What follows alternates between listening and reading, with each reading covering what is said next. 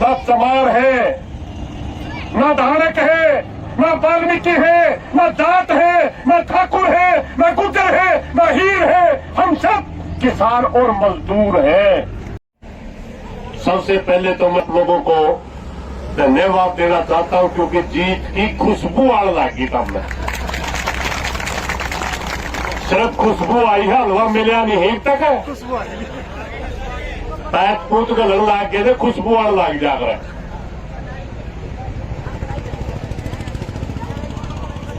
और खुशबू क्यों आई? क्योंकि वो सामान आप लोगों ने दिया, घी, पानी, चीनी, आटा आप लोगों ने उपलब्ध करवाया, और आंख काट के उसे हलवा बनानी है। कहती बड़ा नित्र लठ मारांगे, तब यह खुशबू आई। मगर साथियों, एक बात याद रखना, ये भारतीय जनता पार्टी के लोग हैं। इनसे पहले भी हमने सरकारें देखी। चौधरी बंसीलाल का शासन देखा, बदलाल का शासन देखा, ओम प्रकाश चौटाला का शासन देखा। उन सरकारों के दौरान भी आंदोलन लड़े, और जब समझौता हो गया तो लागू होया करता।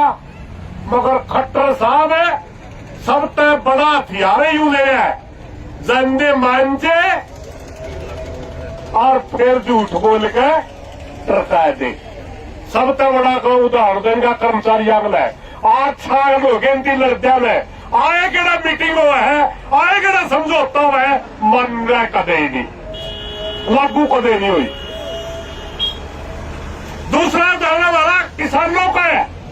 हम उन लोगों के लिए भी, उन मांगों के लिए लड़ना पड़ता है जो लड़ने के लायक ही नहीं होती। किसानों की अगर फसल मारी जाती है, पाला पड़ जाता है, प्राकृतिक आपदा के तहत कोष होता है सरकार का, अपने आप गिरदौरी करवा के मुआवजा देना होता है। मगर इस सरकार में लड़ना पड़ता है।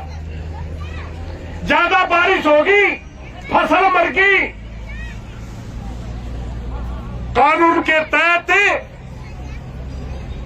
हमने बीमे करवा रखे।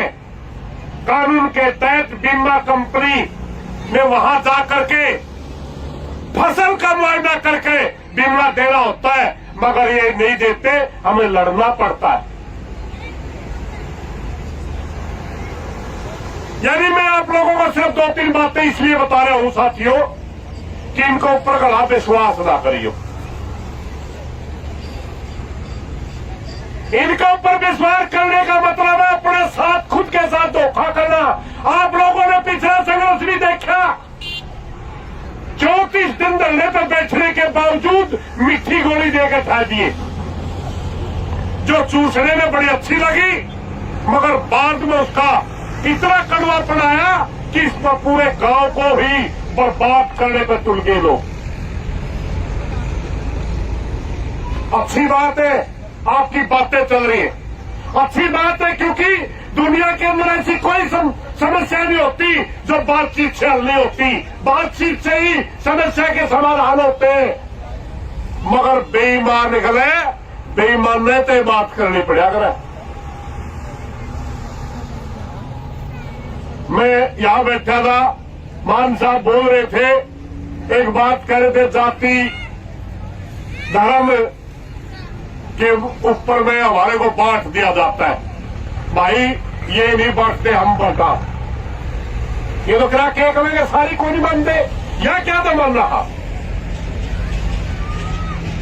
मैं इसके ऊपर एक छोटी सी बात बताता हूं साथियों। जाति कब से आई? सबसे पहले जब हम खेती करते थे, हमारा समाज एक होता था। जब खेती का हमने विकास किया, उस समय हमारी जाति जो होती थी, उसके बारे में बहुत से लेखकों ने लिखा है। उस समय हमारे समाज का नाम छत्रपति समाज होता था। हमने चमड़े का काम करना शुरू किया, वो भाई चमार बना दिए गए। मिट्टी का काम करना शुरू किया, कुम्हार बना दिए। सोने का काम करना शुरू किया, सुनार बना दिए।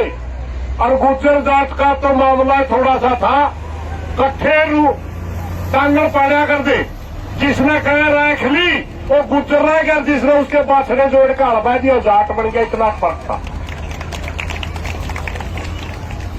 जिसने तलवार था जो ठाकुर बन गया।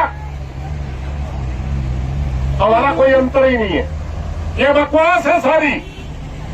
ये जाति और धर्म में बात करके अगर ये वोट नहीं ले तो इनकी वोट को नहीं मिला भाई। अपने गरज के लिए आज से शुरुआत नहीं है, अपनी गरज के लिए बहुत से लोगों ने जातियों को इस्तेमाल किया है और झूठ बोल के किया है।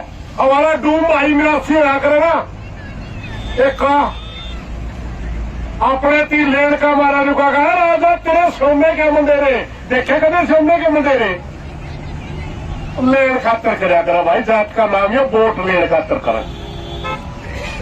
इन्होंने नहीं बांटा अपने को, हम खुद बटे।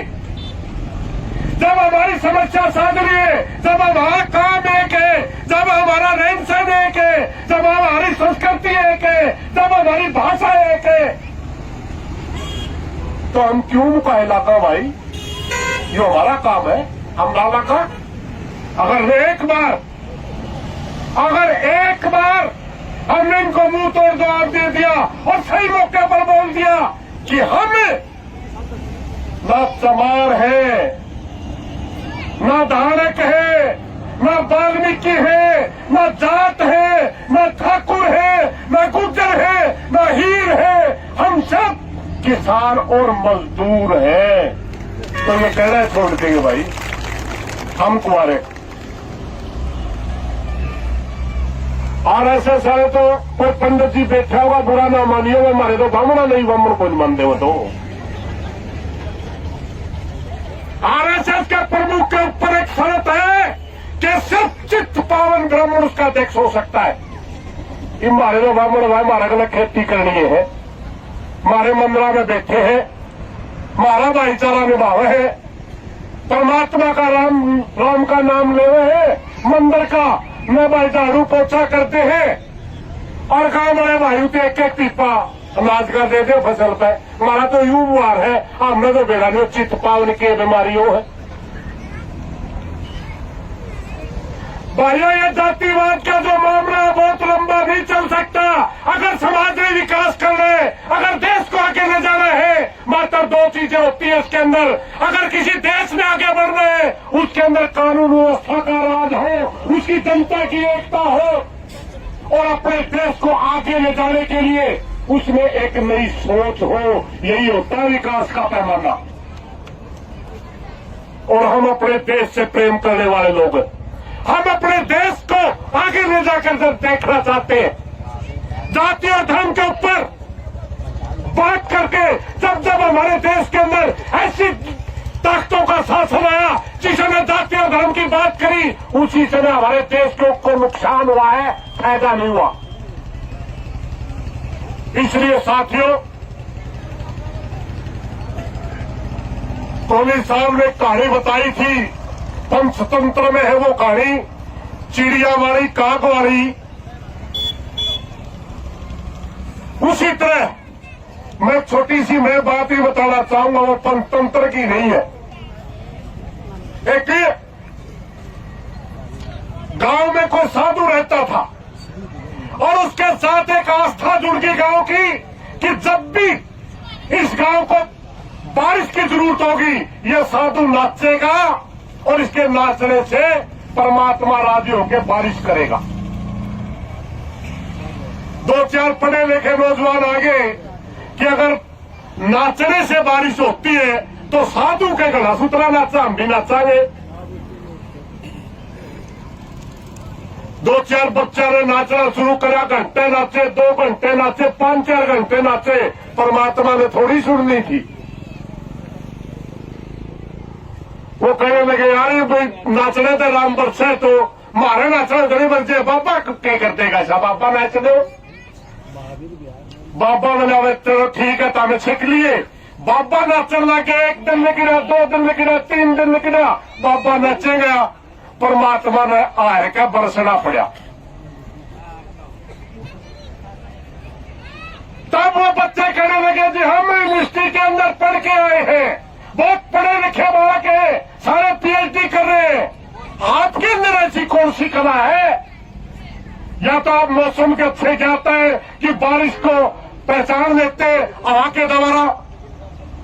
बोला नहीं बच्चा, आप समझे नहीं, आप सिर्फ इसलिए नाच रहे थे कि हमने बाबे की थ्योरी को गलत साबित करना, बारिश से आपका कोई लेना देना नहीं था।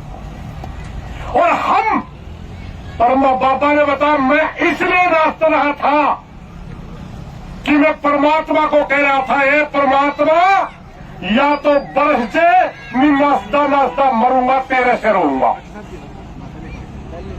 यानी मैं शुद्ध आत्मा से नाच रहा था, मेरा निशाना निर्लेप था, शुद्ध था, एक जगह था, ईमानदारी से नाच रहा था, इसलिए परमात्मा ने सुनी। तो साथियों, आप ईमानदारी से आंदोलन लड़ रहे थे, इसलिए परमात्मा ने आपकी सुनी, दिखावा नहीं था। अगर दिखावा करते तो आप जीतने वाले नहीं थे। इसलिए धन्यवाद है आपकी संघर्ष समिति का कि आप ईमानदारी से लड़ रहे हैं। और मैं फिर आपको एक हाथ जोड़ के प्रार्थना जरूर करूंगा, इन जनता का संघर्ष, इस जनता का संघर्ष जाया नहीं जाने देना। ये आपके ऊपर विश्वास करके बैठे हैं, ये आपके ऊपर पूरी तरह समर्पित है कि हमारे नेता जो कहेंगे 100% सही कहेंगे, इसमें कोई इफ और बट नहीं होगी। इसलिए मेरी प्रार्थना संघर्ष समिति से धोखे में नहीं आना। अगर सरकारों के धोखे में आप आ गए तो जनता आपके ऊपर फिर बाद में वो बातें टाइम नहीं आता, फिर जनता ने यूं कहा करे फलाना थोड़ा सा नीचे हो गया, वो बातें दोबारा नहीं आती। इसलिए कोई गलत बात लग रही, माफी चाहूंगा। धन्यवाद साथियों। मैं एक नारा जरूर लगाऊंगा, जब समाज एकता करता है तो मरने से नहीं डरता। ये मैसेज का नारा हमारा, उसको सीआईडी से के माध्यम से सरकार को भी मरण का हमारा कोई फर्क नहीं पड़ा करता। हमारी बात मान लेगा तो बढ़िया है, और नहीं तो हम बैठे हैं। जब समाज एकता करता है, मैं कल्ला भरते बोलूं, मरते से नहीं डरता है, मरने से नहीं डरता है, या लाठी से नहीं डरता है, कह दो कोई फर्क नहीं पड़ता है। के कह देगा हाँ कल आया मरना तो भाई। जब समाज एकता करता है, वो भाई ताशे खेलने लाग रहे हैं। एक बात बताऊं मैं ताशा में भाइयों, इस ताशा में आज तक कोई ना जीता ना को हारा। ताश बैठते कहेंगे इनके बेगी होगी, कदे नहीं आई को ना आया कर। धन्यवाद भाइयों।